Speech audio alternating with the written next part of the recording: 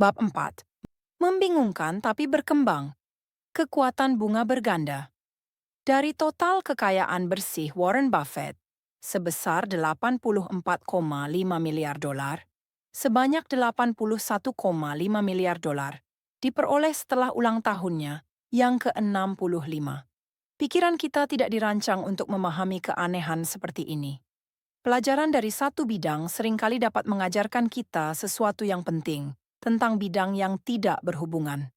Ambil sejarah zaman es miliaran tahun dan apa yang mereka ajarkan kepada kami tentang menumbuhkan uang Anda. Pengetahuan ilmiah kita tentang bumi lebih mudah dari yang Anda kira. Memahami cara kerja dunia seringkali melibatkan pengeboran jauh di bawah permukaannya, sesuatu yang belum dapat kami lakukan hingga baru ini. Isaac Newton menghitung pergerakan bintang ratusan tahun sebelum kita memahami beberapa dasar planet kita. Baru pada abad ke-19 para ilmuwan sepakat bahwa bumi, dalam beberapa kesempatan, tertutup es. Ada terlalu banyak bukti untuk membantah sebaliknya.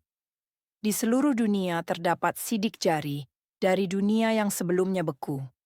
Batu-batu besar berserakan di lokasi acak, lapisan batu tergores ke lapisan tipis. Bukti menjadi jelas bahwa tidak ada satu zaman es, tetapi 5 zaman es yang berbeda yang kita bisa ukuran. Jumlah energi yang dibutuhkan untuk membekukan planet ini, melelehkannya lagi, dan membekukannya lagi sangat mengejutkan. Apa yang di bumi, secara harfiah, dapat menyebabkan siklus ini? Itu pasti kekuatan paling kuat di planet kita. Dan itu adalah hanya saja tidak seperti yang diharapkan siapapun. Ada banyak teori tentang mengapa zaman es terjadi. Untuk menjelaskan pengaruh geologis mereka yang sangat besar, teori-teori itu sama besarnya. Pengangkatan pegunungan diperkirakan mungkin telah menggeser angin bumi cukup untuk mengubah iklim. Yang lain menyukai gagasan bahwa es adalah keadaan alami, terganggu oleh letusan gunung berapi besar yang menghangatkan kami. Tetapi tidak satupun dari teori ini yang dapat menjelaskan siklus zaman es. Pertumbuhan pegunungan atau beberapa gunung berapi besar dapat menjelaskan satu zaman es. Itu tidak bisa menjelaskan pengulangan siklus 5.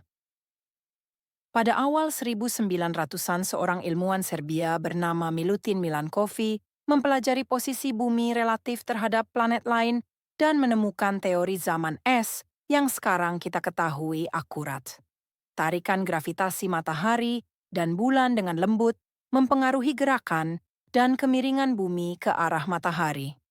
Selama bagian dari siklus ini, yang dapat berlangsung selama puluhan ribu tahun, setiap belahan bumi mendapat sedikit lebih banyak atau sedikit lebih sedikit radiasi matahari daripada biasanya. Dan disitulah kesenangan dimulai. Teori Milankovic awalnya berasumsi bahwa kemiringan belahan bumi menyebabkan musim dingin yang cukup dingin untuk mengubah planet menjadi es. Tetapi seorang ahli meteorologi Rusia bernama Vladimir Köppen menggali lebih dalam karya Milankovic dan menemukan hal yang menarik. Nuansa. Musim panas yang cukup sejuk, bukan musim dingin yang dingin, adalah penyebabnya. Itu dimulai ketika musim panas tidak pernah cukup hangat untuk mencairkan salju musim dingin sebelumnya. Basis es yang tersisa memudahkan salju menumpuk pada musim dingin berikutnya, yang meningkatkan kemungkinan salju menempel di musim panas berikutnya, yang menarik lebih banyak akumulasi pada musim dingin berikutnya. Salju abadi memantulkan lebih banyak sinar matahari, yang memperburuk pendinginan, yang membawa lebih banyak hujan salju, dan seterusnya. Dalam beberapa ratus tahun, bungkusan salju musiman tumbuh menjadi lapisan es benua, dan Anda akan berlomba. Hal yang sama terjadi secara terbalik.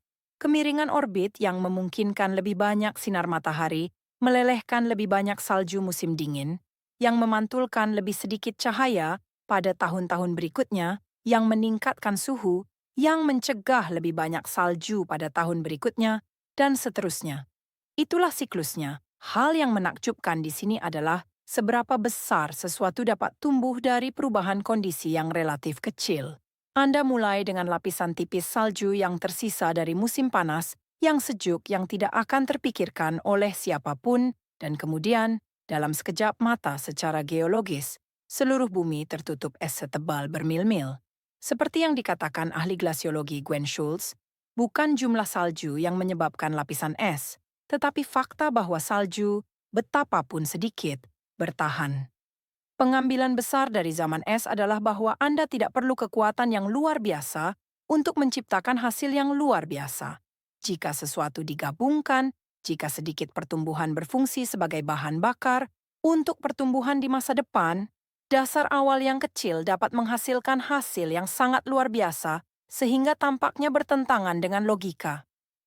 Ini bisa sangat menantang logika sehingga Anda meremehkan apa yang mungkin, dari mana pertumbuhan berasal, dan apa yang bisa dihasilkannya. Dan begitu juga dengan uang. Lebih dari 2.000 buku didedikasikan untuk bagaimana Warren Buffett membangun kekayaannya. Banyak dari mereka yang luar biasa, tetapi hanya sedikit yang cukup memperhatikan fakta paling sederhana. Kekayaan Buffett bukan hanya karena menjadi investor yang baik, tetapi menjadi investor yang baik sejak dia masih kecil. Saat saya menulis ini, kekayaan bersih Warren Buffett adalah 84,5 miliar dolar. Dari jumlah itu, 84,2 miliar diakumulasikan setelah ulang tahunnya yang ke-50. 81,5 miliar datang setelah dia memenuhi syarat untuk jaminan sosial di usia pertengahan 60-an. Warren Buffett adalah investor fenomenal. Tetapi Anda melewatkan poin kunci jika Anda mengaitkan semua kesuksesannya dengan ketajaman investasi. Kunci sebenarnya dari kesuksesannya adalah bahwa dia telah menjadi investor fenomenal selama 3/4 abad. Seandainya dia mulai berinvestasi di usia 30-an dan pensiun di usia 60-an, hanya sedikit orang yang pernah mendengar tentang dia. Pertimbangkan eksperimen pemikiran kecil. Buffett mulai serius berinvestasi saat berusia 10 tahun. Pada saat dia berusia 30 tahun, dia memiliki kekayaan bersih sebesar 1 juta dolar atau 9,3 juta dolar yang disesuaikan dengan inflasi. Kenswani, bagaimana jika dia adalah orang yang lebih normal, menghabiskan usia remaja dan 20-an untuk menjelajahi dunia dan menemukan hasratnya, dan pada usia 30 tahun kekayaan bersihnya, katakanlah 25.000 dolar. Dan katakanlah dia masih terus mendapatkan pengembalian investasi tahunan yang luar biasa yang dapat dia hasilkan, 22% per tahun, tetapi berhenti berinvestasi dan pensiun pada usia 60 tahun untuk bermain golf dan menghabiskan waktu bersama cucu-cucunya. Berapa perkiraan kasar kekayaan bersihnya hari ini? Bukan 84,5 miliar dolar, 11,9 juta dolar. 99,9% lebih rendah dari kekayaan bersihnya yang sebenarnya.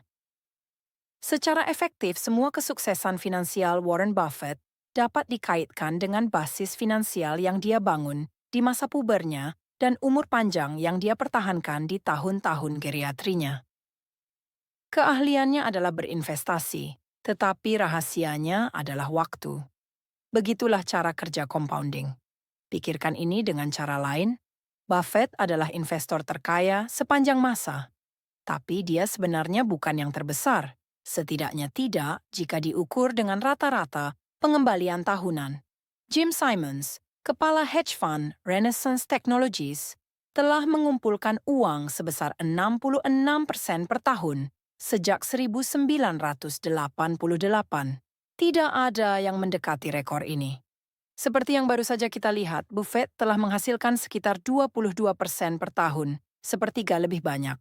Kekayaan bersih Simmons, seperti yang saya tulis, adalah 21 miliar dolar. Dia, dan saya tahu betapa konyolnya ini kedengarannya mengingat angka-angka yang sedang kita hadapi, 75% kurang kaya dari Buffett. Mengapa bedanya? Jika Simmons adalah investor yang lebih baik? Karena Simmons tidak menemukan langkah investasinya sampai dia berusia 50 tahun. Dia memiliki waktu kurang dari setengah tahun untuk bergabung dengan Buffett. Jika James Simmons memperoleh 66% pengembalian tahunannya untuk rentang waktu 70 tahun, Buffett telah membangun kekayaannya, dia akan bernilai, tolong tahan napas, 63 triliun 900 kuadriliun 708 triliun 780 miliar 748 juta 160 ribu rupiah. Ini adalah angka yang konyol dan tidak praktis. Intinya adalah bahwa apa yang tampak seperti perubahan kecil dalam asumsi pertumbuhan dapat menyebabkan angka yang konyol dan tidak praktis. Jadi, ketika kita mempelajari mengapa sesuatu menjadi sekuat itu, mengapa zaman es terbentuk, atau mengapa Warren Buffett begitu kaya, kita sering mengabaikan pendorong utama kesuksesan. Saya telah mendengar banyak orang mengatakan saat pertama kali mereka melihat tabel bunga majemuk, atau salah satu cerita tentang berapa banyak lagi yang akan Anda miliki untuk masa pensiun jika Anda mulai menabung di usia 20-an versus 30-an mengubah hidup mereka. Tapi mungkin tidak. Apa yang mungkin terjadi adalah mengejutkan mereka. Karena hasilnya secara intuitif tampaknya tidak benar. Berpikir linier jauh lebih intuitif daripada berpikir eksponensial. Jika saya meminta Anda untuk menghitung 8 plus 8 plus 8 plus 8 plus 8 plus 8 plus 8 plus 8 plus 8 plus 8 di kepala Anda dapat melakukannya dalam beberapa detik. Ini 72. Jika saya meminta Anda untuk menghitung 8 times 8 times 8 times 8 times 8 times 8 times 8 times 8, kepala Anda akan meledak. Itu 134,217,278. IBM membuat hard drive 3,5 megabyte pada tahun 50 tahun. Pada tahun 1960-an, semuanya bergerak menjadi beberapa lusin megabita. Pada 190 tahun, drive Winchester IBM menampung 70 megabita. Kemudian drive menjadi lebih kecil secara eksponensial dengan lebih banyak penyimpanan. Sebuah PC khas di awal tahun 1910-an memiliki 200 sampai 500 megabyte. Dan kemudian, apa? Hal-hal meledak. 1999, iMac Apple hadir dengan hard drive 6 GB. 2003 sampai 120 pertunjukan di Power Mac. 2006 sampai 250 pertunjukan di iMac baru. 2011, hard drive 4 TB pertama. 2017, hard drive 60 TB. 2019, hard drive 100 TB. Gabungkan semuanya. Dari tahun 1950 hingga 1990, kami memperoleh 296 megabita.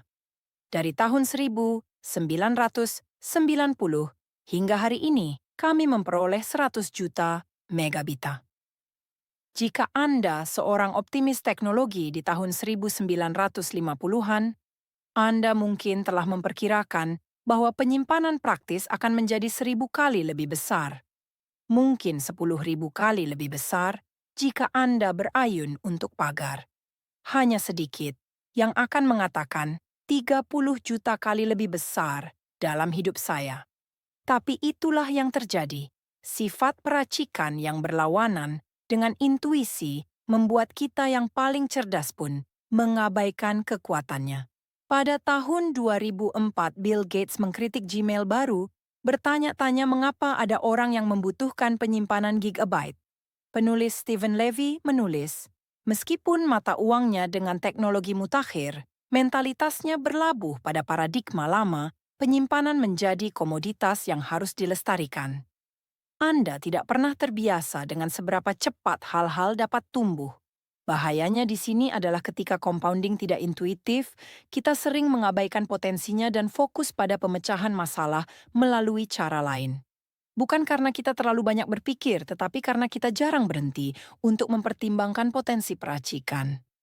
Tak satu pun dari 2.000 buku yang menguraikan kesuksesan Buffett berjudul orang ini telah berinvestasi secara konsisten selama 3/4 abad. Tapi kita tahu, itulah kunci dari sebagian besar kesuksesannya. Sulit untuk memahami matematika itu karena itu tidak intuitif. Ada buku tentang siklus ekonomi, strategi perdagangan, dan taruhan sektor. Tapi buku yang paling kuat dan penting harus disebut Shut Up and Wait. Itu hanya satu halaman dengan grafik pertumbuhan ekonomi jangka panjang. Kesimpulan praktisnya adalah bahwa kontraintuitif dari peracikan mungkin bertanggung jawab atas sebagian besar perdagangan yang mengecewakan, strategi yang buruk, dan upaya investasi yang berhasil. Anda tidak dapat menyalahkan orang karena mencurahkan seluruh upaya mereka, usaha dalam apa yang mereka pelajari dan apa yang mereka lakukan, untuk mencoba memperoleh hasil investasi tertinggi. Secara intuitif sepertinya cara terbaik untuk menjadi kaya. Tetapi investasi yang baik tidak selalu tentang mendapatkan pengembalian tertinggi, karena pengembalian tertinggi cenderung menjadi hit satu kali yang tidak dapat diulang. Ini tentang mendapatkan pengembalian yang cukup bagus, yang dapat Anda pertahankan, dan yang dapat diulang untuk jangka waktu terlama. Saat itulah peracikan berjalan liar. Kebalikan dari ini, mendapatkan keuntungan besar yang tidak dapat ditahan, mengakibatkan beberapa kisah tragis. Kita perlu bab berikutnya untuk memberitahu mereka